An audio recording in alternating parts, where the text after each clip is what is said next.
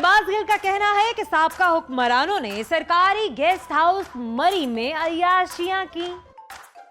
शहबाज गिल साहब, अब हुकूमत में आने के बाद भी बंदा अय्याशी ना करे तो क्या जंगल में जाकर दरख्तों पर रहना शुरू कर दे? शो में वक्त हुआ है कि आपको दिखाते हैं एक सेगमेंट।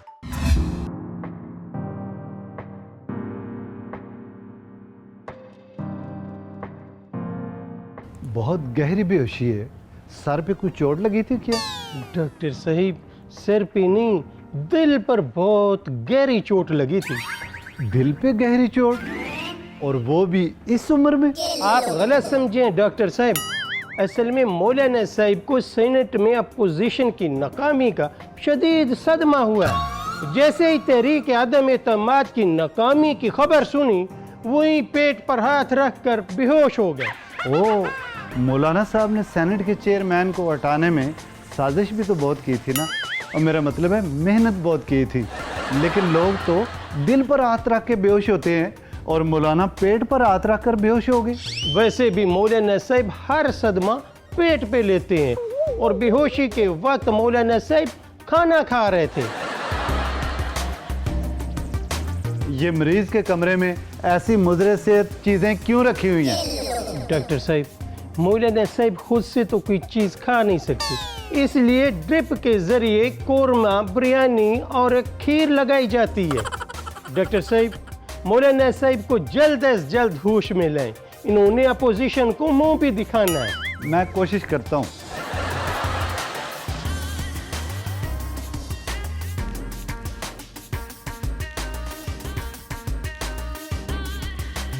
हैरत है कि इन इंजेक्शनों से तो मुर्दा हाथी उठ के खड़ा हो जाता है, और मौलाना साहब तो जरा से हिले भी नहीं।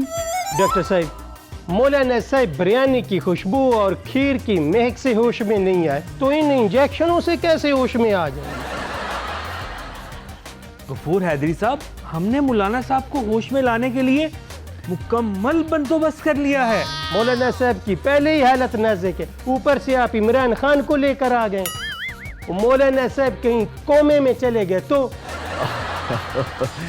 आप बिल्कुल फिक्र न करें, मेरे पास एक ऐसा नुस्खा है कि जिससे मौलाना बिल्कुल होश में आ जाएंगे, बल्कि मुझे यकीन है कि वो खुशी से नाचने लग जाएंगे। खान साहब, आप क्या मौलाना को उनकी हारी हुई सीट वापस करने के लिए आए हैं? अभी बताता हूँ।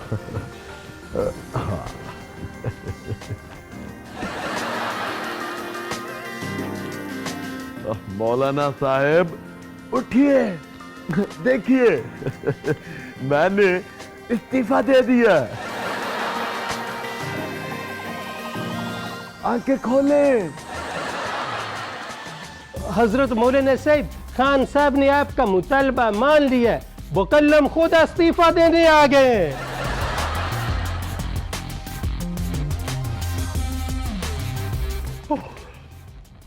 अरे, ये तो 73 के आइन के तनाजुर में इमरान खान का इस्तीफा है।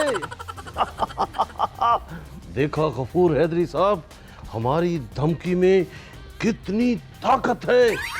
हम शेर को भी घूर लें तो वो भी करने लग जाता है। अब हम ये इस्तीफा मीडिया वालों को अभी दिखाते हैं। ओ भाई, तो ये तस्वीर और एनक दो शूट और शूट में भेजनी है यार, उधर से फोन पे फोन आ रहे, और ये वेस्ट कोट भी उतारो भाई। ठीक है, दे देता हूँ वेस्ट कोट भी। हजरत अजनबी आदमी, बेशक खान साहब साबिक वजीर आजम हैं, लेकिन आप इनकी इतनी बेइज्जती क्यों कर रहे हैं?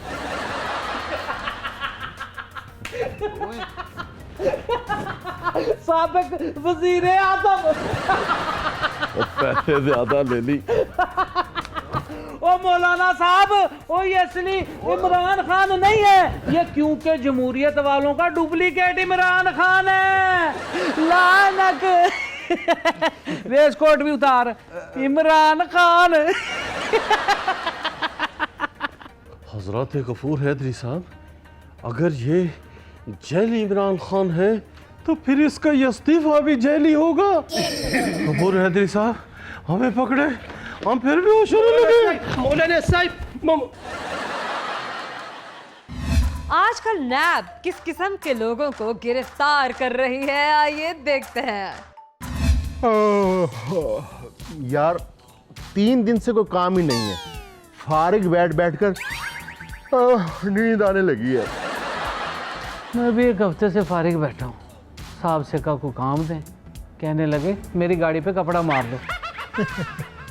भाई जब 2 लोगों के काम के लिए 4 लोगों को भर्ती कर लिया जाएगा तो फालतू बंदों को गाड़ी पर कपड़ा ही मारना पड़ेगा। तो इस हिसाब से तो हमारा सदर भी फालतू है, फारिग बैठकर तनख्वाह ले रहा है। अरे नैब वाले हमारे ऑफिस सर, हमारे ऑफिस में तो सारा काम रूल्स एंड रेगुलेशन के तहत हो रहा है। जनाब, हम किसी फाइल पर साइन करते हैं तो उसे 3-4 घंटे पहले उसे गौर से पढ़ते हैं कि कहीं कोई हेरा फेरी तो नहीं। तुम दोनों तो यहाँ काम कर रहे हो, लेकिन ये बाकी दोनों यहाँ क्या कर रहे हैं? मैं भी जनाब इस दफ्तर में अफसर लगा हुआ हूँ, आप मेरी सैलरी स्लिप चेक कर लें।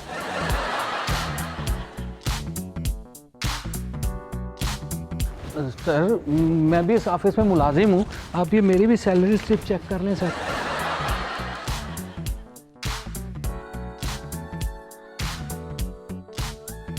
लेकिन आप दोनों फारिग बैठे हैं, आज छुट्टी है आपकी? वो बस जी आजकल काम का लोड थोड़ा कम है। सर हम रोज़ ऑफिस आ जाते हैं वक्त पर और ड्यूटी भी पूरी देते हैं, चाहे सारा दिन फारिग बैठे रहें। आप दोनों को नैब की हिरासत में लिया जाता है, ले चलो इन्हें। लेकिन हमने क्या किया है, बल्कि हम तो कुछ करते ही नहीं। तो सर हमें ना पकड़े, इन्हें पकड़े जो फाइलों पर साइन करते हैं, जो मंसूबे अप्रूव करते हैं। ओ सर हम तो कुछ नहीं करते, सारा दिन फारिग बैठे रहते हैं सर। आजकल जो बंदा हमें वेला बैठा नजर आए हम पकड़ लेते हैं। सरकारी तनख्वाह लेकर भी काम ना करना ये करप्शन की एक किस्म है।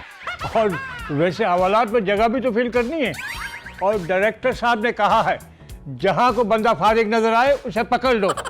हुकूमत को कारकर्दगी भी तो दिखानी है। चलो आगे लगो। मेरी बात तो सुने। ओए आगे लगो, चलो। नैब वालों से जान बचे 100 लाखों पाए।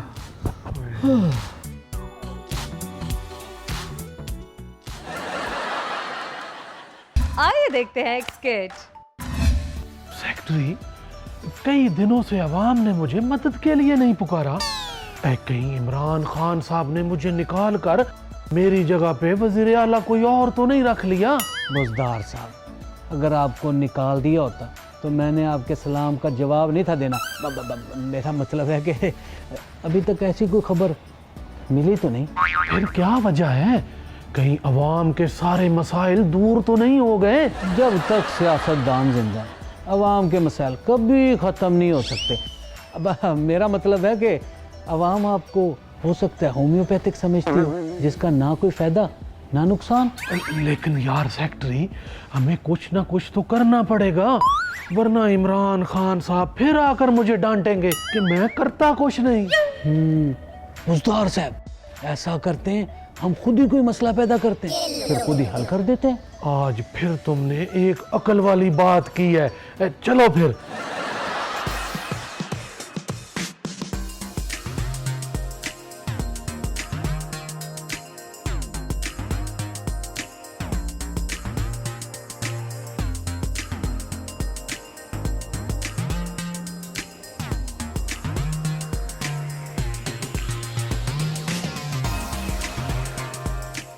कमाल है, आज ही मैंने नई ट्यूब और टायर बदले हैं और फिर ये साइकिल की हवा कैसे निकल गई। अब मैं क्या करूं और किससे मदद मांगूं? हमारी प्यारी अवाम, परेशान ना हो, हम तुम्हारी साइकिल में हवा भरेंगे। और मैंने तो आपको बुलाया ही नहीं, आपको कैसे पता चला और मेरी साइकिल की हवा निकल गई है? ये वजीर आला पंजाब है, इन्हें सब पता होता है। वजीर आला साहब, आप आवाम की खिदमत करें, मदद करें इनकी।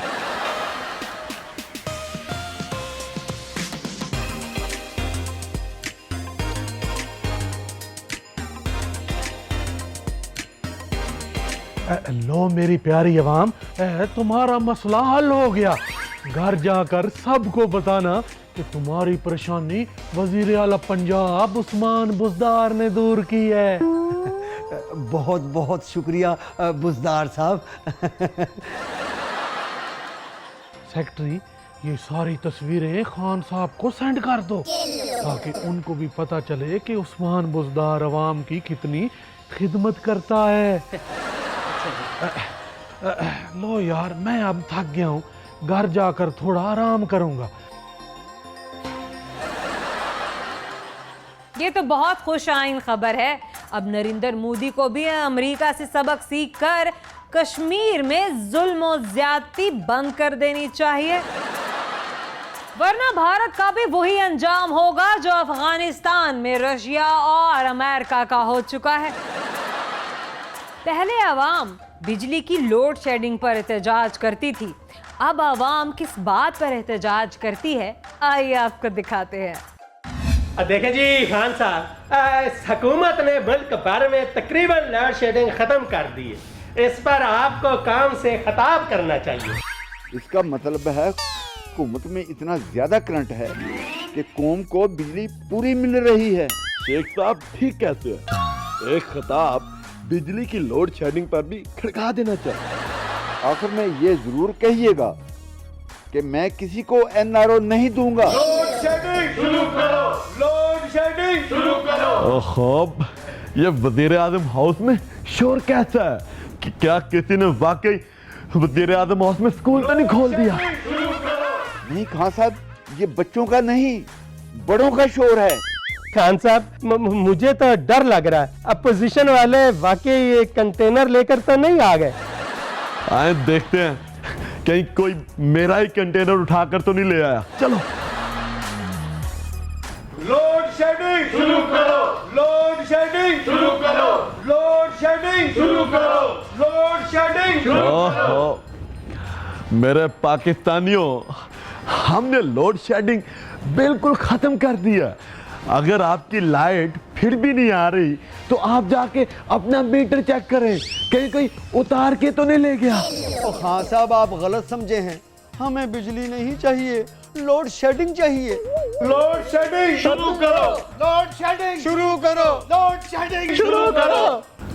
ये कैसी आवाम है?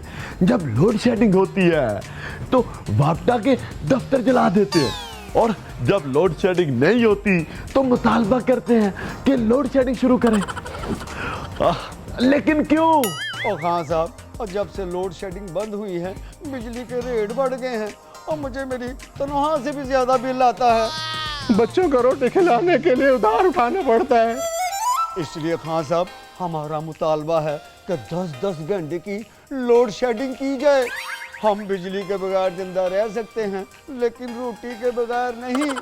लोड शेडिंग शुरू करो, लोड शेडिंग शुरू करो, लोड शेडिंग शुरू करो, लोड शेडिंग शुरू करो।